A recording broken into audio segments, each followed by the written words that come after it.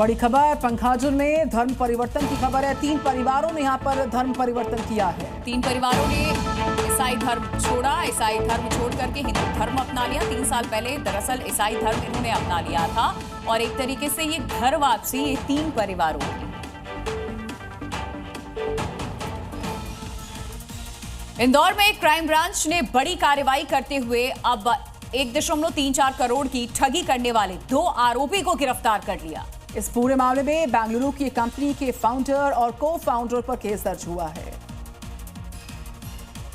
इंदौर के 4 लोगों से कंपनी में निवेश के नाम पर 1 करोड़ 34 लाख रुपए की ठगी के आरोप में बेंगलुरु की टेक कंपनी के फाउंडर और को फाउंडर के खिलाफ इंदौर क्राइम ब्रांच ने मामला दर्ज किया है।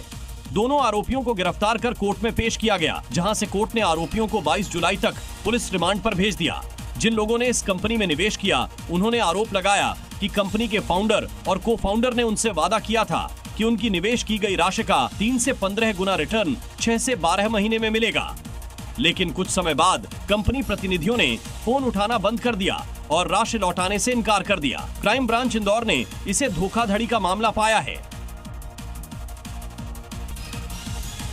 संगम नगरी प्रयागराज में गंगा और यमुना दोनों नदियों का जलस्तर खतरे के निशान को पार कर चुका है और इससे 2 दर्जन से ज्यादा इलाके बाढ़ की चपेट में आ गए हैं। शहर के कई इलाके जलमग्न हैं। 2 दर्जन से ज्यादा मोहल्ले बाढ़ की चपेट में हैं। लोग नाव का इस्तेमाल कर रहे हैं। लोगों की दुश्वारियां यहीं खत्म नहीं होती। जलभराव तो समस्या है ही, लेकिन विद्युत लाइन में करंट न आ जाए, इस वजह से इन इलाकों की बिजली सप्लाई भी ठप है, जिससे करीब 10,000 से ज्यादा आबादी वाले ये 20 गांव अंधेरे में डूबे हैं। गांव में चारों तरफ पानी भरा है, लोगों की कमर तक पानी है, साइकिल भी डूबी है, सिर्फ हैंडल हाथ में नजर आ रहा है।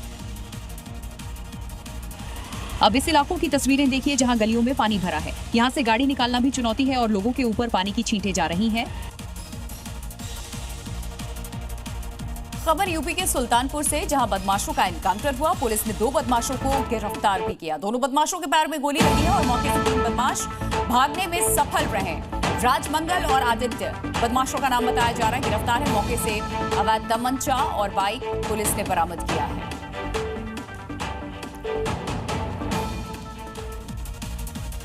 खबर है बिहार के बक्सर से। गंगा नदी ने यहां पर कहर मचाना शुरू किया है। गंगा नदी का जलस्तर खतरे के निशान के करीब पहुंच गया।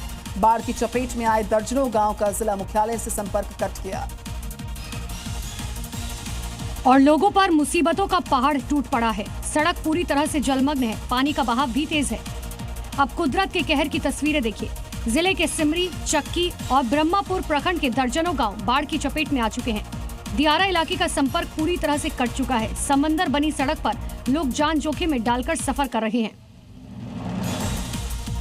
इस बाइक सवार को देखिए, पीछे महिला को बैठाकर ये तेज उफान के बीच से बाइक निकाल रहा है।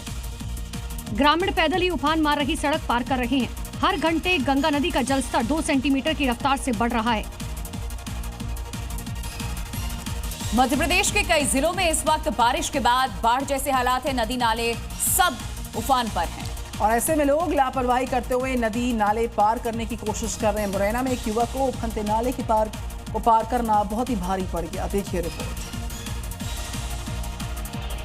और जैसे ही युवक सैलाबी नाले को पार करने की कोशिश करने लगा, वो तो नाले के बहाव में बहने लगा। तस्वीरें मुरैना के पिपरखान रोड की हैं। बारिश के बाद खार नाले का जलस्तर काफी बढ़ गया है। युवक बिना गहराई और बहाव का अंदाजा लगाए बिना नाले में उतर गया, लेकिन जैसे ही नाले के बीचों बीच पहुंचा तो सैलाब के आगे बैलेंस बिगड़ गया। वीडियो में साफ देखा जा सकता है कि कैसे युवक नाले के तेज बहाव में फंस गया। युवक सैलाब से निकलने की कोशिश करता रहा, लेकिन बहाव के चलते नाकाम रहा। बारिश के मौसम में ऐसी लापरवाही जान जोखिम में डालने जैसा है। इसीलिए नालों और उफनती नदी के पास जाने से बचे, क्योंकि लापरवाही का नतीजा आपके सामने है। तो सावन के महीने में चल रही कांवड़ यात्रा से जुड़ी कुछ 5 बड़ी खबरें अब आपके सामने होंगी। यूपी के फर्रुखाबाद में भी सावन की दूसरे सोमवार को लेकर भक्तिमय माहौल है। पांचाल घाट गंगा तट से श्रावण मास के पावन अवसर पर भव्य कांवड़ यात्रा निकाली गई। पांचाल घाट से पांडेश्वर नाथ मंदिर तक निकाली गई इस यात्रा में 251 कांवड़ियों ने हिस्सा लिया और हर हर महादेव के उद्घोष से ये रास्ते गूंज रहे हैं और भक्तों का उत्साह देखने लायक था। यात्रा में शामिल 21 बटुकों ने शोभा यात्रा की भव्यता में 4 चांद लगा दिए। आपने श्रवण कुमार के बारे में सुना होगा। उन्होंने माता पिता को कंधे पर बिठाकर यात्रा करवाई थी, तीर्थ करवाया। मगर क्या आपने किसी ऐसी बहू के बारे में सुना है जो सास के लिए श्रवण कुमार बन जाए? जी हाँ, इस बार कांवड़ यात्रा में ऐसी एक बहू अपनी सास को तीर्थ दर्शन के लिए लेकर निकली है। इस बहू का नाम आरती है, जो कि यूपी के हापुड़ की है। उन्होंने सास बहू के रिश्ते को एक नई मिसाल दी। आरती ने अपनी बूढ़ी सी सास को कांवड़ में बिठाकर यात्रा शुरू करी है। आरती की इस सेवा भावना की हर जगह काफी सराहना हो रही है। यूपी के बरेली में सावन के दूसरे सोमवार को लेकर भोलेनाथ पर जल चढ़ाने के लिए भारी संख्या में कांवड़िए रवाना हुए। शहर में हर तरफ भगवा रंग और इसकी धूम देखने को मिल रही है। हर हर महादेव के जयकारों से माहौल भक्ति में हुआ। इस मौके पर हिंदू महासभा की ओर से कांवड़ियों का भव्य स्वागत किया गया। नीलेश्वर महाराज खुद पहुंचे और उन्होंने भी कांवड़ियों पर फूल बरसा करके उनका अभिवादन किया। उन्होंने सभी कांवड़ियों को भोले बाबा के दर्शन की शुभकामनाएं दी। हरिद्वार से निकली एक खास कांवड़ यात्रा इन दिनों सुर्खियों में है। सहारनपुर के सांब सदाशिव ग्रुप की 25 लोगों की टोली ने 101 फीट के तिरंगे को लेकर हरिद्वार से कांवड़ यात्रा शुरू की। ये तिरंगा कांवड़ पहलगाम हमले में मारे गए लोगों को समर्पित है। सांब सदाशिव ग्रुप के 25 कांवड़ियों की टोली इस यात्रा के जरिए देशभक्ति, सनातन संस्कृति का संदेश दे रही है। कांवड़िए युवाओं से देश को सबसे ऊपर रखने और नशे से दूर रहने की अपील करते नजर आ रहे हैं इस यात्रा के माध्यम से। उत्तर प्रदेश के मुजफ्फरनगर में कांवड़ यात्रा की भव्य झलक देखने को मिल रही है। पूरे क्षेत्र में शिव भक्तों की भारी भीड़ उमड़ रही है और कांवड़ियों की मौजूदगी से माहौल भक्तिमय हो गया है।